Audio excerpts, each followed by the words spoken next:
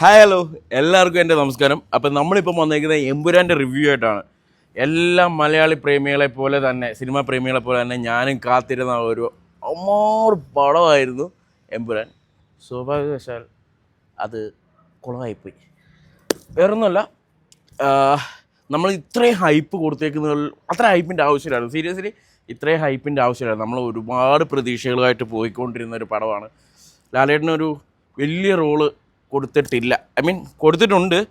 ആ ഒരു 2 ലക്ഷം രൂപയുടെ കണ്ണാടിയൊക്കെ വെച്ച് ജസ്റ്റ് 2-3 സ്ലോമോ, അവിടെ 2-3 വെടിവെപ്പ്, അങ്ങനെ ഇത് പൃഥ്വിരാജിൻ്റെ മൂവി. പൃഥ്വിരാജിനെയും 2-3 കുറച്ച് ഏരിയ പൃഥ്വിരാജ് ഉണ്ടെങ്കിലും വളരെ നന്നായിട്ടുണ്ട്. ഇതിനകത്ത് കൂടുതലും കാണിക്കുന്ന മഞ്ജു വാര്യർ, അതുപോലെ തന്നെ ആരാണ് വില്ലൻ്റെ ആദ്യത്തെ ഒരു 10-20 മിനിറ്റ് വില്ലൻ്റെ ഇതാണ് കാണിക്കുന്നത്. പിന്നെ ലാലേട്ടന് കുറവാണ്. പിന്നെ ഫൈറ്റ്, സെക്കൻഡ് ഹാഫിലൊരു ഫൈറ്റുണ്ട്. എനിക്ക് പറയാനുണ്ടെങ്കിൽ എന്താ പറയുക, മൂവിയെക്കുറിച്ച് പറയാനാണെങ്കിൽ നമ്മുടെ ലൂസിഫറിനകത്തുള്ള അതുപോലത്തെ സെയിം സംഭവങ്ങളൊക്കെ തന്നെയാണ് ഇതിനകത്ത്. കാരണം ലൂസിഫറിനകത്ത് നമ്മുടെ മറ്റേ പാട്ടുണ്ടല്ലോ, രാജാതി രാജ, ആ പാട്ടൊക്കെ വെച്ചിട്ട് ഒരു ഫൈറ്റ് സീൻ ഉണ്ടല്ലോ, ആ സെയിം പാട്ട് പോലെ തന്നെ സെയിം പാട്ട് ഇപ്പുറത്തും വന്ന് അതും കാട്ടിലാണ് ഫൈറ്റ്. അപ്പോൾ ഒരു ബിൽഡിങ്ങും കാര്യങ്ങളൊക്കെ ഉണ്ട്. പകല് അത് ഫൈറ്റ്, ഇത് വന്നിട്ട് നൈറ്റ് ഫൈറ്റ്, സെയിം ഒരു ഫൈറ്റ്.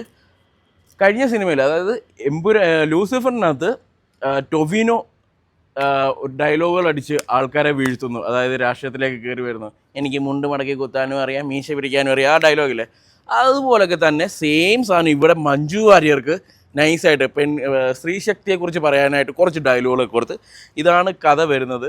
പിന്നെ എന്താണ്, ലാലേട്ടൻ്റെ എൻട്രി എന്നൊക്കെ വെച്ചാൽ ഭയങ്കരമാണ്. അതുപോലെ പിന്നെ എനിക്ക് ഇതിനകത്ത് തോന്നിയത് രാഷ്ട്രീയത്തിനെ, അതായത് ഇപ്പം കേരളത്തിലേക്ക് പല രാഷ്ട്രീയക്കാരെ ഇതിനകത്ത് പ്രൊമോട്ട് ചെയ്യുന്നതായിട്ട്, അതായത് ഒരു പാർട്ടിയെ മാത്രം പ്രൊമോട്ട് ചെയ്ത് ബാക്കി ഒരു പാർട്ടി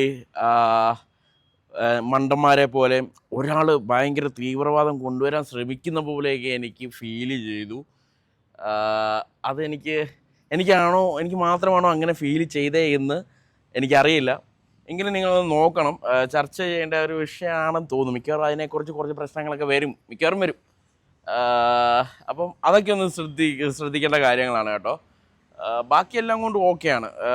ഇതിനകത്ത് അങ്ങനത്തെ ഒരു പ്രോബ്ലം എന്തായാലും ഇനി ഒരു ചർച്ച വരാൻ ചാൻസ് ഉണ്ട്, കൺഫേമായിട്ടും വരും.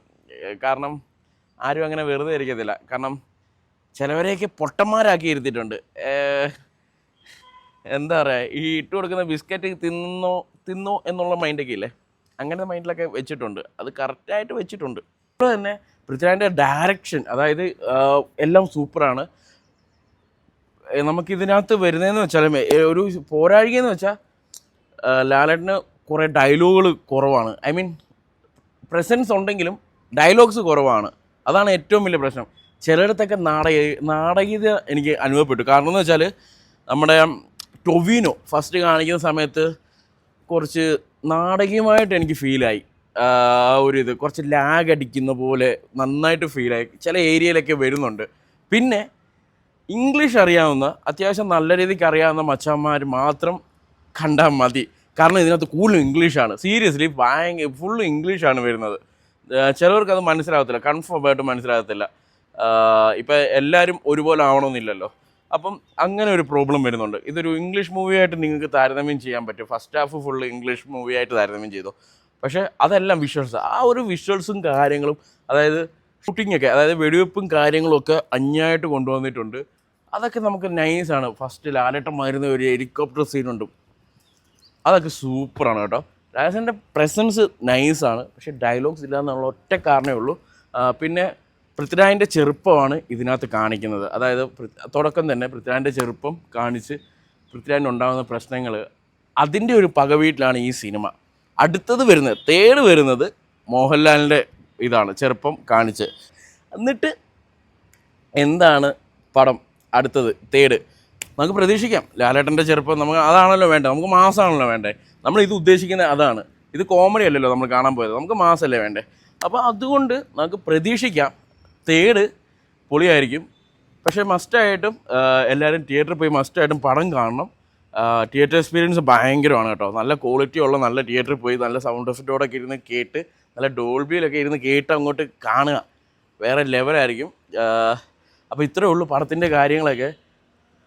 നിങ്ങൾ കണ്ടിട്ടുണ്ടവർ പടം കണ്ടവർ ഒന്ന് കമൻറ്റ് ഇടുക, നിങ്ങളുടെ അഭിപ്രായം എന്താണെന്ന് വെച്ചാൽ ഇട്ടോ. ഇതിനകത്ത് ഞാൻ ലാലേട്ടൻ ഫാനാണ്. അപ്പം നിങ്ങൾക്ക് ഫാൻ എന്നുള്ള രീതിയിൽ ലാലേട്ടനെ ഇതാക്കിക്കൊണ്ടുള്ള രീതിയിൽ നിങ്ങൾ സപ്പോർട്ട് ചെയ്ത് പറയരുത്, പടം എങ്ങനെയുണ്ടെന്ന് വിലയിരുത്തി വേണം പറയാൻ. ഓക്കെ.